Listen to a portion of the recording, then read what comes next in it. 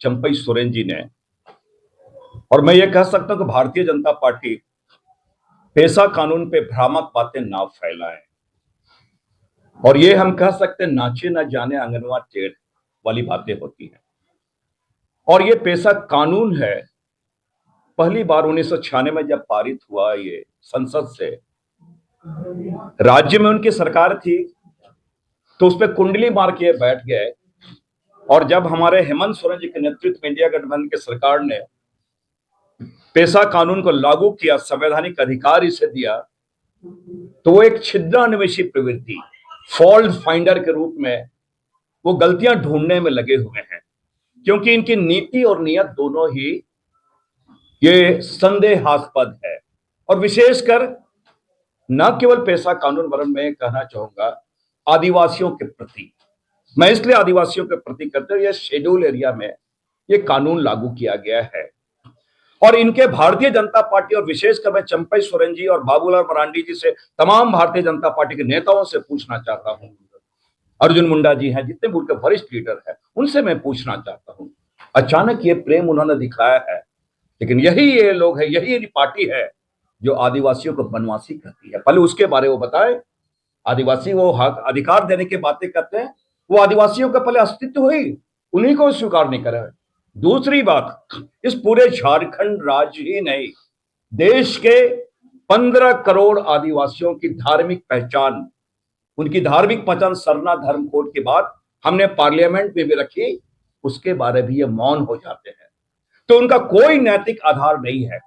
जब वो देखने लगे कि यहां पर हेमंत सोरेन जी के नेतृत्व में हमने पेशा कानून को एक वैधानिक और संवैधानिक अधिकार दिया, जो हमारे 1996 में हमने पार्लियामेंट ने पास किया है, और ये बापू जी के, हमारे राष्ट्रपिता महात्मा गांधी के ग्राम स्वराज की संकल्पना पे आधारित है, और जिसमें हम ये कह सकते हैं कि इसका मकसद क्या है, आदिवासी समाज की जो रूढ़िवादी विधियां हैं, कस्टमरी लॉ है, इन चीजों को अक्षुण्ण रहते हुए एक कानून को लागू करना है। दूसरी बात, ये लगातार जो समाज में वैमनस्यता फैलाने का प्रयास कर रहे हैं, जो भ्रामक बातें फैला रहे हैं, उन्हें मैं बता दूं, पेशा कानून है, कोई धार्मिक चीजें नहीं है। पेशा कानून है, धार्मिक ये कानून नहीं है। तो सबसे पहले उन्हें समझना चाहिए, धर्म जो है वो आस्था, जो व्यक्तिगत आस्था पे वो है। तो इस प्रकार वो समाज को हमेशा जो बांटने का वो प्रयास कर रहे हैं, क्योंकि जमीन इनकी खिसकती नजर आ रही है, इसलिए इस प्रकार की वो बातें कर रहे हैं। और ये मैं कहना चाहूंगा कि इनकी नीति या नियत के बारे, यही मैं कहना चाहूंगा, यही यही भारतीय जनता पार्टी की सरकार ने आज अचानक आदिवासी जो हितैषी या झारखंड के हित की बात कर रहे हैं, लाखों एकड़ जमीन लैंड बैंक पे कौन ले लिए थे, जिसमें सरना मस्ता जो कम्युनिटी लैंड थे उसको भी इन्होंने ले लिया था, और वो आज बात कर रहे हैं। इसलिए मैंने कहा इनका नैतिक कोई आधार नहीं है, इसलिए ये इसमें गैर मजूरा जमीन को इन्होंने अधिकार ले लिया था। इसलिए हमने कहा कि नाचे न जाने आंगनवा टेढ़, और ये भ्रामक बातें ना फैलाएं, पेशा के तमाम चीजों को पढ़ लें।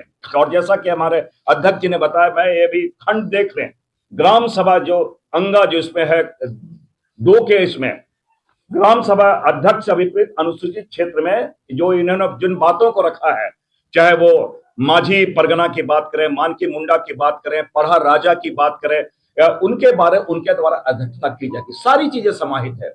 और सबसे डोकलो शोहर की बात करें, और तो और अन्य राज्यों की तुलना में मैं स्पष्ट कर दूं, लगातार यहाँ पे लगातार हम लोगों ने बातें की, लगातार विचार विमर्श किए, उनके विशेषज्ञों से हमने बातें की, उसके बाद जो बेस्ट चीजें हो सकता है अमृत मंथन की तरह हमने लाया है।